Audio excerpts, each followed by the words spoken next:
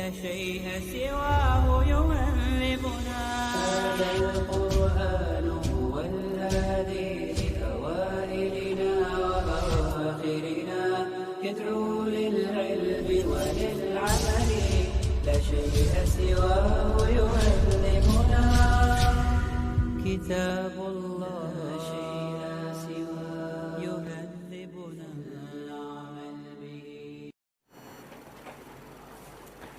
إن الحمد لله نحمده ونستعينه ونستغفره ونعوذ بالله من شرور أنفسنا ومن سيئات أعمالنا، من يهده الله فلا مضل له ومن يضلله فلا هادي له، وأشهد أن لا إله إلا الله وحده لا شريك له، وأشهد أن محمدا عبده ورسوله. أما بعد फ़إन खैर हदीसी किताबुल्लाह व खैर हदी हदी मुहम्मद सल्लल्लाहु अलैहि वसल्लम व शर्रल उमूरि मुहदसातुहा व कुल्ल मुहदसतिन बिदअह व कुल्ल बिदअतिन ज़लालह व कुल्ल ज़लालतिन फिन्नार। अऊज़ु बिल्लाहि मिनश शैतानिर रजीम। बिस्मिल्लाहिर रहमानिर रहीम। रब्बिश्रह ली सदरी व यस्सिर ली अमरी वहलुल उक़दतम मिन लिसानी यफ़क़हू क़ौली। अरबिक ग्रामर क्लास में आपका खैर मक़दम है। हमारे क्लास में मुरक्कब इज़ाफ़ी पर हम लोग बात कर रहे थे और मुरक्कब इज़ाफ़ी के हमने बताए थे आपको दो कायदे मुज़ाफ़ के, एक मुज़ाफ़ इलैह का, मुज़ाफ़ में अलिफ़ लाम दाखिल नहीं होता है और इराब हल्का कर दिया जाता है। मुज़ाफ़ इलैह का एक ही कायदा कि उसको हालत जर में लेकर के आया जाता है और इस पर बेस हम लोगों ने कई सारे मुरक्कबात अल्हम्दुलिल्लाह कर लिए थे और उस पर बेस कुछ हदीस मुबारका भी हम लोगों ने अरबिक ग्रामर के हिसाब से डिस्कस की थी। तो आज इंशाअल्लाह अपने टॉपिक को आगे बढ़ाते हैं। थोड़ा सा पुराने में एक बार एक छोटा सा देते, अगर टॉपिक है हमारे पास जैद का घर, जैद का घर। अब ये मुरक्कब इज़ाफ़ी है, बुनियादी मुरक्कब इज़ाफ़ी बेसिक वाला। तो अब इसमें हम क्या करेंगे, कौस तीर चलाना था, घर यानी कि बैत, इराब हल्का बग़ैर अलिफ़ लाम के, और ज़ैद को हालत जर में ले आएंगे। यही पढ़ रखा था हम लोगों ने। तो बैतु ज़ैदिन ये हम लोग कर भी चुके हैं, बहुत आसानी से हो गया। अब अगर मान लीजिए ये आ जाए, ऐसा मुरक्कब मिल जाए, ज़ैद के घर का दरवाज़ा, ज़ैद के घर का दरवाज़ा। तो अब इसको कैसे करेंगे। इसमें जब हम देख रहे हैं घर का दरवाज़ा, घर के दरवाजे, अगर हम सिर्फ इतना देखें, इसको थोड़ी देर के लिए हाइड कर लें। घर का दरवाज़ा में हमें क्या दिख रहा है, दरवाज़ा किस हैसियत से आ रहा है, मुज़ाफ़ के हैसियत से आ रहा है। घर किस हैसियत से आ रहा है, मुज़ाफ़ इलैह के हैसियत से आ रहा है। ज़ैद का घर अगर देखें जो पीछे कर रखा है, तो घर यहाँ पर मुज़ाफ़ बन गया था, ज़ैद किस हैसियत से आ रहा है, मुज़ाफ़ इलैह की हैसियत से आ रहा है। ठीक ना। तो अब इसको अगर हम सबकी पहले तो हैसियत लिख लें कि कौन किस हैसियत से आ रहा है। ज़ैद की पोजीशन क्या है इस मुरक्कब में, ज़ैद है क्या, मुज़ाफ़ इलैह बन कर के आ रहे हैं, मुज़ाफ़ इलैह। घर को जब हम देखेंगे तो ज़ैद के लिए ये मुज़ाफ़ है और दरवाज़े के लिए ये मुज़ाफ़ इलैह, यानी कि जो घर है यहाँ पर ये दोनों हैसियत से आ रहा है, मुज़ाफ़ की हैसियत से भी और मुज़ाफ़ इलैह की हैसियत से भी। जब हम दरवाज़ा देखेंगे तो दरवाज़ा मुज़ाफ़ की हैसियत से आ रहा है। ऐसा ही तो कंस्ट्रक्शन हमें दिखाई दे रहा है। तो अब हम ऐसे केस में क्या करेंगे, ऐसे मुरक्कब इज़ाफ़ी को कहते हैं पेचीदा मुरक्कब इज़ाफ़ी, जिसमें एक ही इस्म दो हैसियत से हमें नज़र आ रहा है। अब घर को अगर हम देखें तो वो मुज़ाफ़ भी है और मुज़ाफ़ इलैह भी होकर के आ रहा है। तो ऐसे मुरक्कब में क्या करेंगे कि जो जिस पोजीशन पर आ रहा है उस पर उसके क़वाइद अप्लाई कर देंगे। दरवाज़ा, दरवाज़ा किस हैसियत से आ रहा है, मुज़ाफ़ की हैसियत से। दरवाज़े की अरबी होती है बाब, तो इसकी मुज़ाफ़ वाले क़वाइद अप्लाई करेंगे। मुज़ाफ़ के क़ायदे क्या हैं कि बाब पर अलिफ़ लाम दाखिल नहीं करेंगे, यानी कि मुज़ाफ़ पर अलिफ़ लाम दाखिल नहीं करेंगे और उसका इराब हल्का कर देंगे। ठीक है ना। तो पहले तो नीचे हम यहाँ पर उसकी अरबी लिख दें। दरवाज़े की अरबी होती है बाबुन, घर की अरबी होती है बैतुन, ज़ैद की अरबी है ज़ैद। ये सिर्फ अरबी सबकी लिख दी गई। अब हमें कंस्ट्रक्शन बनाना है। कंस्ट्रक्शन हमें पता है कि तीर बन करके होता है, ठीक है ना। तो जब भी पेचीदा मुरक्कब इजाफ़ी बनाएंगे तो सबसे लास्ट वाला जो इस्म होगा उसको सबसे पहले रखेंगे, ठीक है ना।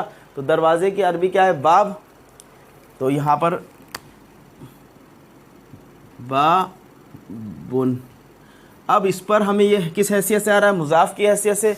मुज़ाफ़ के क़वाइद अप्लाई कर दे। मुज़ाफ़ के क़वाइद क्या है कि अलिफ लाम इस पर नहीं लाएंगे, नहीं लेकर के आए। दूसरा कायदा क्या है कि इसका इराब हल्का कर देंगे, इराब हल्का हो गया बाबू, ठीक है। घर को जब हम देख रहे हैं तो ये मुज़ाफ़ मुज़ाफ़िले दोनों की हैसियत से आ रहा है, इसको थोड़ी देर के लिए छोड़ देते हैं। ज़ैद को जब हम देख रहे हैं वो सिर्फ मुज़ाफ़िले की हैसियत से आ रहा है। तो जो स्टार्टिंग में जिससे शुरू हो रहा होगा इसम, उसको सबसे लास्ट में रख देंगे। मुज़ाफ़िले का एक ही कायदा है कि हालत जर में लेकर के आते हैं। तो ज़ैद को हम क्या कर देंगे? हालत जर में ले आएंगे, ज़ैदिन हो गया, ठीक है। अब घर को देखते हैं। घर दोनों हैसियत से आ रहा है, मुज़ाफ़ की हैसियत से भी, मुज़ाफ़ इलैह की हैसियत से भी। तो घर पर हम दोनों के क़वाइद अप्लाई करेंगे। मुज़ाफ़ के कायदे क्या है कि अलिफ लाम नहीं आना चाहिए, तो बैत पर हम अलिफ लाम दाखिल नहीं करेंगे। दूसरा कायदा क्या है कि इसका इराब हल्का होना चाहिए, तो इराब हल्का तनवीन वाला है तो पेश आ जाएगा बैतू, यहाँ तक हो गया। मुज़ाफ़ इलैह के कायदे में क्या? हालत जर में आना चाहिए, तो बैतू का हालत जर क्या होगा? बैती। तो यहाँ पर दोनों क़वाइद अप्लाई कर देंगे। बैतू पर क्या बन जाएगा? बैती। तो ये बन गया बाबू बैती ज़ैदिन, ज़ैद के घर का दरवाज़ा। जब भी हमें अरबी में पेचीदा मुरक्कब इजाफ़ी मिलेगा तो तर्जुमा करने का तरीका होगा, सबसे लास्ट वाले इस्म को पकड़ लें ज़ैद, और बीच में का के की अपनी ज़बान के मुताबिक जो सूट करता हो वो अप्लाई कर ले। ज़ैद का घर या ज़ैद के घर का दरवाज़ा, ठीक है ना। अरबी तर्जुमा करने के लिए हम उल्टी तरफ से शुरू करेंगे। ज़ैद के घर का दरवाज़ा। चाहे कितना भी बड़ा मुरक्कब हमको मिल जाए उसको हम बआसानी कर सकते हैं, ठीक है। कोई कन्फ्यूज़न तो नहीं। अगला मुरक्कब पेचीदा या पेचीदा मुरक्कब इजाफ़ी को बनाते हैं। घर के दरवाज़े की चाबी। घर के दरवाज़े की चाबी। अब ये भी एक पेचीदा मुरक्कब इज़ाफ़ी है। वही काम करना है कि हैसियत पहचाननी है, कौन किस हैसियत से आ रहा है। घर क्या है? मुज़ाफ़ इलैह। चाबी क्या है? मुज़ाफ़। दरवाज़ा क्या है? मुज़ाफ़ और मुज़ाफ़ इलैह दोनों। मुज़ाफ़ इलैह चाबी के लिए है, घर के लिए ये मुज़ाफ़ बन करके आ रहा है। तो अब यही क़वाइद अप्लाई कर देंगे। सबसे लास्ट वाले को सबसे पहले लिखेंगे। चाबी की अरबी पता होना चाहिए। चाबी की अरबी होती है मिफ्ताहुन, तो सबसे पहले उसको लिखेंगे मिफ्ताह। मिफ्ताहुन, लेकिन ये चाबी बतौर मुज़ाफ़ आ रहा है तो मुज़ाफ़ पर अलिफ लाम भी नहीं दाखिल करना है, इराब हल्का करना है। तो ये हो गया मिफ्ताहु। मिफ्ताहु। घर की अरबी बैत होती है और इसको हालत जर में लेकर के आ रहे हैं, अल बैती। मिफ्ताहु अल बैती। अब दरवाज़े की अरबी बाब है और दरवाज़ा जो है दोनों हैसियत से आ रहा है, तो उस पर दोनों क़वाइद अप्लाई होंगे, यानी कि इस पर हम अलिफ लाम भी नहीं दाखिल करेंगे, इराब भी हल्का करेंगे और हालत जर में भी लाएंगे। तो मिफ्ताहु बाबिल बैती। मिफ्ताहु बाबिल बैती। क्लियर है ना ये चीज़ कि मिफ्ताहुल बाबिल बैती। कोई कन्फ्यूज़न नहीं। अब मुरक्कब इज़ाफ़ी हमें चाहे कितना भी लंबा मिल जाए बआसानी हो जाएगा मेरे ख़्याल से। घर के दरवाज़े की चाबी मिफ्ताहु बाबिल बैती।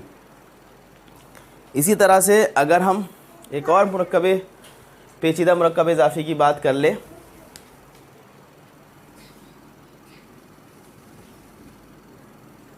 फ़ातिमा के दुपट्टे का रंग। फ़ातिमा के दुपट्टे का रंग। पहला काम तो हमें वोकेबलरी पता होना चाहिए। फ़ातिमा की अरबी फ़ातिमा है, दुपट्टे की अरबी खिमार, इसकी अरबी होती है खिमार, और रंग की अरबी होती है लौन। ठीक है, अब हमको ये देखना है कौन किस हैसियत से आ रहा है।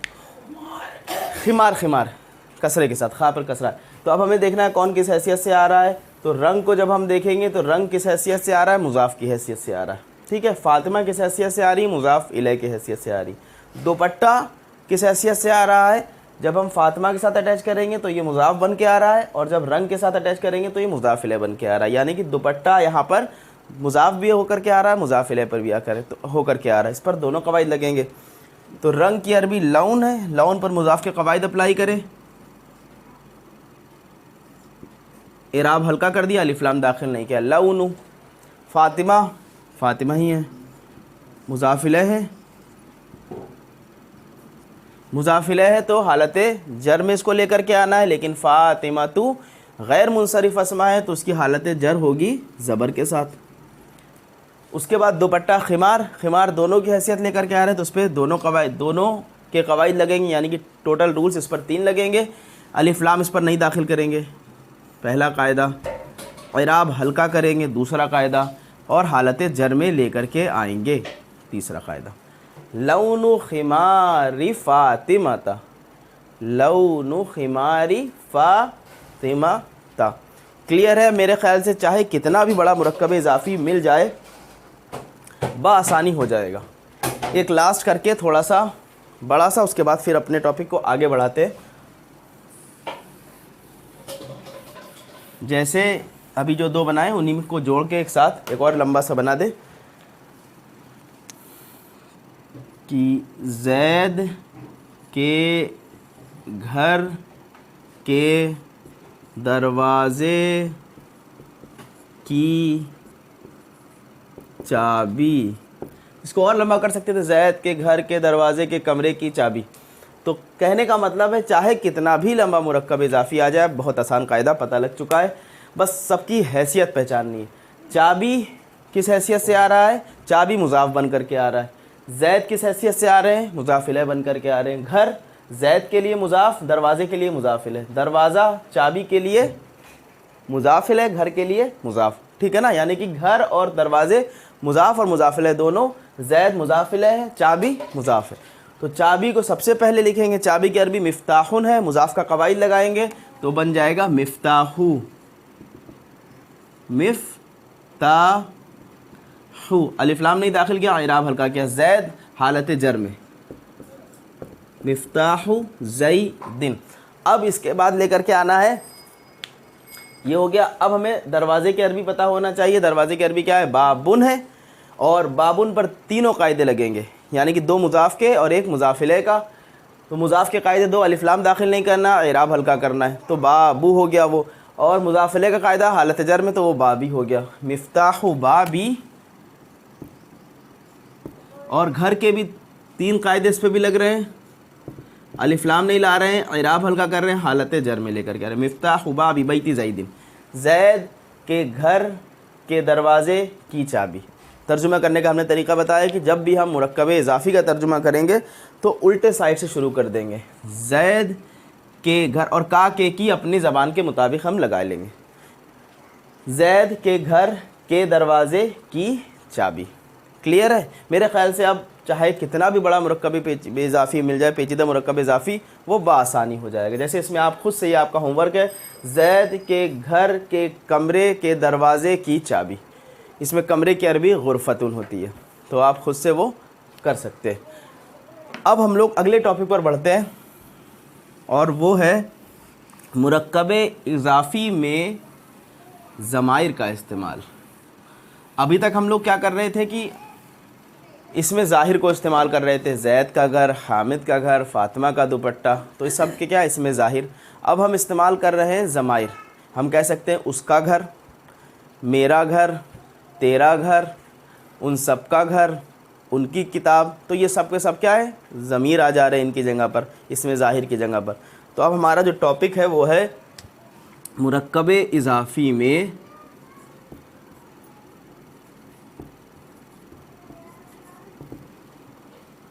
ज़माइर का इस्तेमाल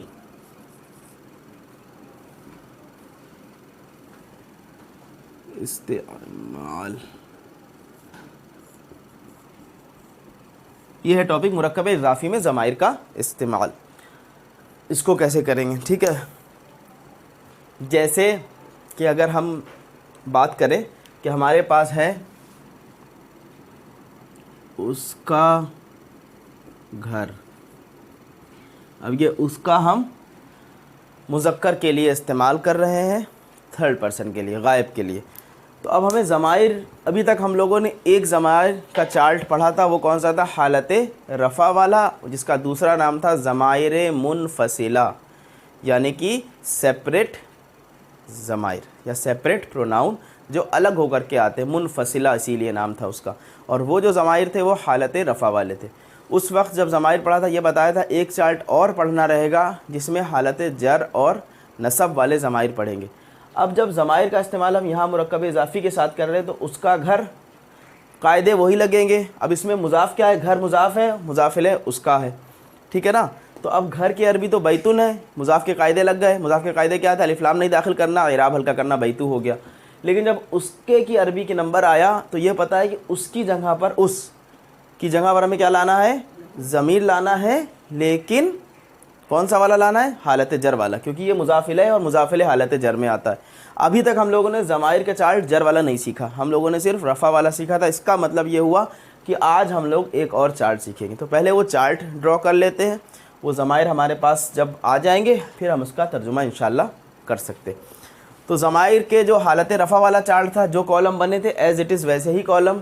वो कॉलम क्या क्या थे कि हम लोगों ने लिखा था वाहिद, फिर मुसन्ना और फिर जमा, ठीक है। और फिर इस तरफ हम लोग क्या कर रहे थे कि गायब,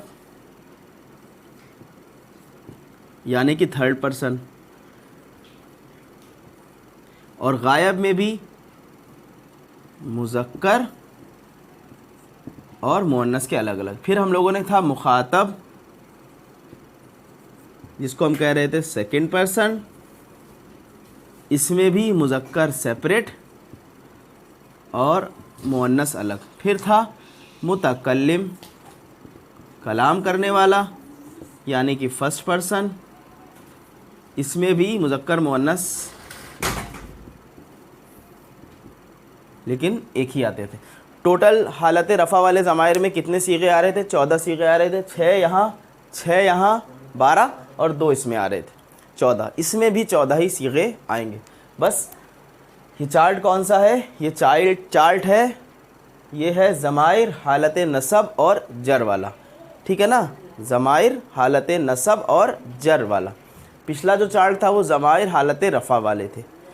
तो अब हम लिख दे रहे हैं यहाँ पर, मुज़क्कर के लिए वाहिद के लिए हु, मुसन्ना के लिए हुमा, जमा के लिए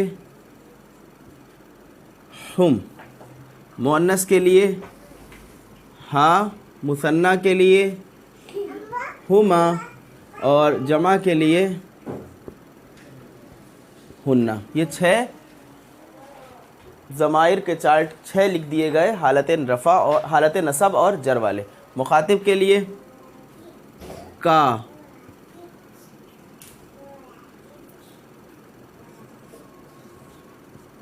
कुमा, कुम। मुअन्नस के लिए की, कुमा और कुन्ना। और मुज़क्कर और मुअन्नस दोनों के लिए, मुतकल्लिम के लिए अपने लिए यहाँ पर आएगा या साकिन, इसको हम बोलेंगे अटैच्ड या, यानी कि जुड़ करके ही आएगा ये, ठीक है ना। और मुसन्ना और जमा के लिए क्या आ जाएगा, ना। तो ये 6 सीगे हो गए, ये 14 सीगे हो गए। हु हुमा हुम, हा हुमा हुन्ना, का कुमा कुम, की कुमा कुन्ना, अटैच या और अटैच ना, ठीक है ना। क्या बन गया ये अटैच, ये attached who, attached Huma, attached हुम, अटैच्ड हा, अटैच्ड हुमा, अटैच्ड हुन्ना, अटैच्ड का, अटैच्ड कुमा, अटैच्ड कुम, अटैच की, अटैच कुमा, अटैच कुन्ना, अटैच्ड या, अटैच्ड ना। अटैच्ड क्यों बोल रहे हैं? क्योंकि ये ज़माइर कभी भी अलग नहीं आएंगे, ये हमेशा या तो इस्म के साथ मिल कर के आएंगे या फ़ेल के साथ मिल कर के आएंगे। इसी वजह से इन ज़माइर का एक नाम होता है, वो है ज़माइर मुत्तसिला, यानी कि अटैच्ड ज़माइर। उनका नाम था ज़माइर मुनफसिला, सेपरेट ज़माइर, वो अलग होकर के आ रहे थे। ये जो ज़माइर मिलेंगे हमको, ये इस्म के साथ लगे हुए मिलेंगे या फ़ेल के साथ लगे हुए मिलेंगे। इसको एक बार अच्छे से पढ़ ली। हु हुमा हुम, हा हुमा हुन्ना, का कुमा कुम, की कुमा कुन्ना या ना। हु हुमा हुम, हा हुमा हुन्ना, का कुमा कुम, की कुमा कुन्ना या ना। इसको जितनी हो सके बार बार प्रैक्टिस करें। हु किसके लिए है? मुज़क्कर के लिए, वाहिद के लिए, थर्ड पर्सन गायब के लिए। हुमा किसके लिए है? गायब के लिए, मुज़क्कर के लिए, दो पर्सन के लिए। हुम किसके लिए? गायब के लिए, मुज़क्कर के लिए, जमा का सीगा है। हा किसके लिए है? हा है मुअन्नस के लिए, गायब के लिए, वाहिद के लिए। हुमा किसके लिए है? मुअन्नस के लिए, गायब के लिए, मुसन्ना के लिए। हुन्ना किसके लिए? गायब के लिए, मुअन्नस के लिए और जमा के लिए। ठीक है ना। इसी तरह का, कुमा कुम, की कुमा कुन्ना, या और ना। क्लियर है ये बात? तो इनका नाम है ज़माइर मुत्तसिला। ये हमेशा अटैच्ड होकर के आएंगे, चाहे इस्म के साथ जुड़ कर आएँ, चाहे फ़ेल के साथ जुड़ कर के आएँ, चाहे हर्फ के साथ जुड़ कर के आएँ। ये तीनों के साथ जुड़ करके इस्तेमाल होंगे, ये कभी भी सेपरेट नहीं आएंगे। और इन ये ज़माइर कौन से हैं? ये हालत नसब और जर वाले ज़माइर हैं। ये हालत नसब और जर वाले ज़माइर हैं। इसको अच्छे से याद कर लीजिए। पिछला जो था, जो मुनफसिला ज़माइर थे, जो सेपरेट होकर के आते थे, जो ज़माइर हालत रफ़ा वाले थे, वो कौन कौन से थे? हुआ, हुमा, हुम, हिया, हुमा, हुन्ना, अंता, अंतुमा, अंतुम, अंती, अंतुमा, अंतुन्ना, अना, नहनु, अना, नहनु। तो अब कुछ चीज़ें कॉमन मिल रही हैं। हुमा वहाँ भी था, यहाँ भी है। हुम वहाँ भी था, यहाँ भी है। हुन्ना वहाँ भी था, यहाँ भी है। लेकिन कोई टेंशन की बात नहीं है। ये अलग अगर होंगे तो वो हालत रफ़ा वाले होंगे, किसी के साथ लग करके आ रहे होंगे तो वो नसब या जर वाले होंगे। क्लियर है बात? ठीक है ना। इसको अच्छे से पढ़ना है। अब आ जाते हैं हम इसका तर्जुमा करने। उसका घर, उसका घर मुरक्कब इज़ाफ़ी है, का, के की हमें बता रहा है, ये मुरक्कब इज़ाफ़ी है। तीर चलाया। घर की अरबी बैतुन। अब घर मुज़ाफ़ है, अलिफ लाम नहीं आएगा, इराब हल्का होगा। उसका थर्ड पर्सन की बात हो रही है। मुज़क्कर की अगर हम बात कर रहे हैं, वाहिद की बात कर रहे हैं, तो इस चार्ट में कहाँ दिख रहा है? हु। तो अब इसमें प्लस हु और जोड़ना है। लेकिन अभी ये बात हुई कि जो है ये सारे ज़माइर क्या हैं? मुत्तसिला, अटैच्ड ज़माइर है, जुड़ के आने वाले ज़माइर है। तो अब हम इनको बैतु हु अलग नहीं लिख सकते, बल्कि हम इसमें ता में जोड़ देंगे और जोड़ करके हम क्या लिखेंगे? इस तरह से बन जाएगा बैतुहु, बैतुहु। ठीक है ना। तो ये दिखाई दिया, हु जो है साथ में जुड़ करके आया, इस्म के अलग नहीं आ सकता। ये क्लियर हो गई बात? अब हो सकता हो यहाँ कुछ कन्फ्यूज़न आपको दिखा हो कि ये हु यहाँ तो सीधे पेश के साथ लिखा गया है, यहाँ उल्टे पेश के साथ क्यों लिख दिया गया? तो ये लिखने का तरीक़ेकार होता है। इंशाअल्लाह अभी वक्त है हमारे पास, तो अब हम लोग ये लिखना सीखेंगे कि हु कब उल्टा आएगा, कब हु नॉर्मल अपनी हालत में होगा, कब हु जो हु के नीचे खड़ी ज़ेर लग जाएगी। तो ये सब अलग अलग चेंजेस हमें देखने को मिलेंगे। इंशाअल्लाह उसी को ही सीखते हैं, लेकिन सारे हु का मतलब वही रहेगा, थर्ड पर्सन मुज़क्कर वाहिद, थर्ड पर्सन मुज़क्कर वाहिद और हालत नसब या जर। अच्छा, यहाँ पर हु किस हालत में है? हालत जर में। रीज़न भी आपको पता है क्यों? क्योंकि ये मुज़ाफ़ इलैह बन कर के आ रहा है। और मुज़ाफ़ इलैह के बारे में हमें अच्छे से पता है बात कि मुज़ाफ़ इलैह हमेशा हालत जर में रहता है। क्लियर है? इसमें कोई कन्फ्यूज़न तो नहीं। तो अब हम लोग बाकी और आगे तर्जुमा करने से पहले हु को लिखने का तरीक़ेकार सीख लिया। इसको हम इरेज़ कर दे रहे हैं, इसको आपने नोट कर लिया है। अब आपका काम है इसको जा कर के ये 14 सीगे अच्छे से दिमाग में बिठाने।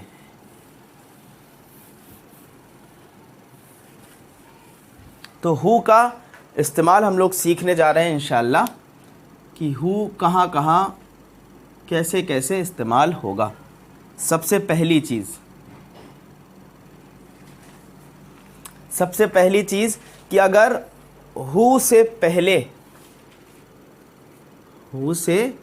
पहले ज़बर आए या पेश आए, हु से पहले कोई भी ऐसा हर्फ है जिस पर ज़बर आ रहा है या पेश आ रहा है, तो हु को हम लिखेंगे हु उल्टा पेश हु।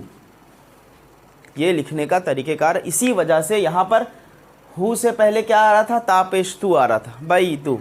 तो जब पेश आए पहले, तो अब हम हु को सीधा पेश के साथ नहीं बल्कि उल्टे पेश के साथ लिखेंगे। इसी वजह से यहाँ हु को उल्टे पेश के साथ लिखा गया। पहला पॉइंट क्लियर कि जब भी हु से पहले कोई हर्फ पर ज़बर आ जाएगा या पेश आ जाएगा, तो हु को सीधे पेश के साथ नहीं बल्कि उल्टे पेश के साथ लिखेंगे। क्लियर। अब हरकत कितनी होती हैं, 3 होती हैं, हरकत सलासा के नाम से जानते हैं। तीसरी बची कौन सी रह गई, कसरा, यानी कि ज़ेर बचा रह गया। हु के पहले अगर ज़ेर आ जाए तब ये हु बदल जाता है खड़ी ज़ेर में, तब ये हु चेंज हो जाएगा खड़ी ज़ेर में।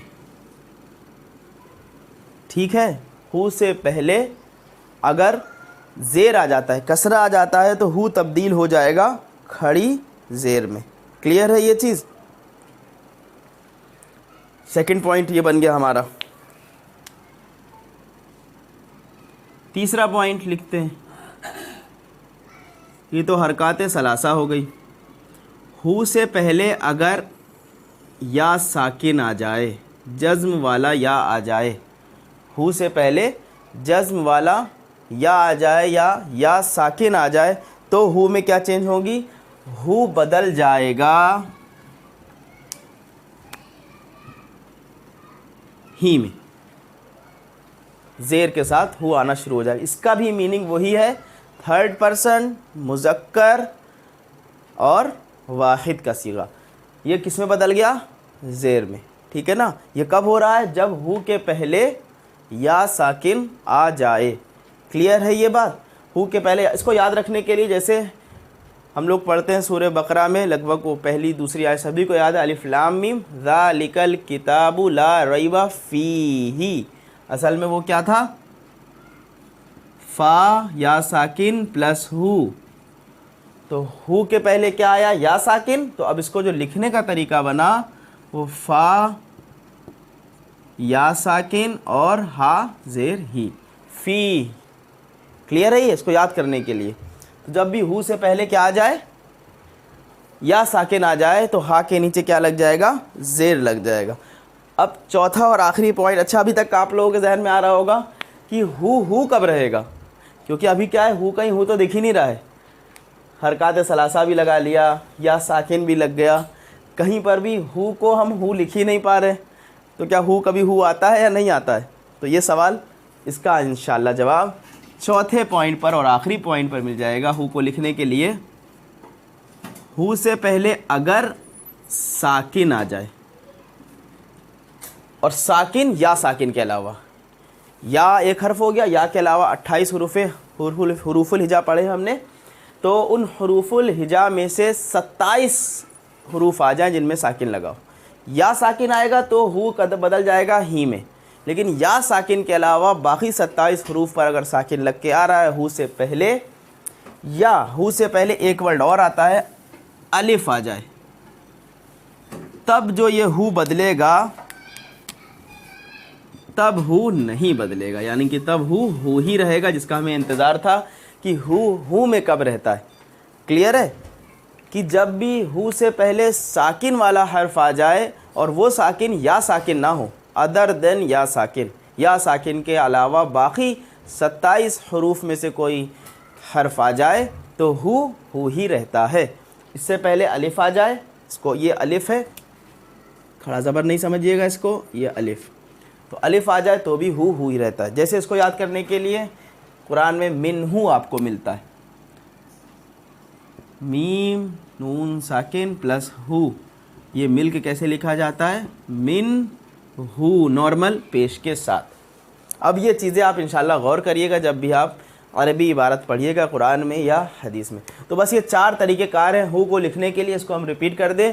जब भी हु से पहले फ़तहा या ज़म्मा आए, जिसको उर्फ़ आम में ज़बर या पेश कहा जाता है, ज़बर या पेश आए तो हु नॉर्मल हु नहीं रहता है, उल्टा पेश वाला हु लिखा जाता है। इसी तरह से हु से पहले कसरा आए, जिसको उर्फ़ आम में ज़ेर कहते हैं, तो हु हा खड़ी ज़ेर ही बन जाता है, ठीक है ना। इसी तरह से हु से पहले या साकिन आ जाए अगर, तो फिर हु ज़ेर वाली ही बन जाता है, ठीक है ना।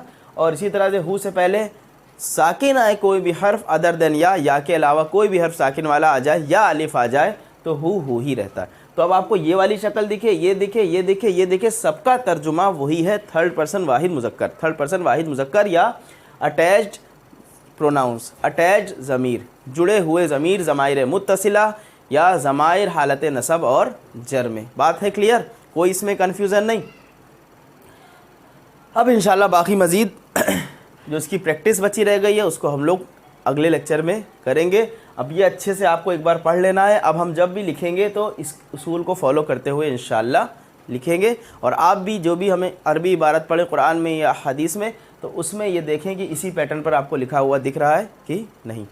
सुब्हानक अल्लाहुम्मा व बिहम्दिका अशहदु अल्ला इलाहा इल्ला अंता अस्तगफिरुका व अतूबु इलैक। अस्सलामु अलैकुम व रहमतुल्लाहि व बरकातुहू।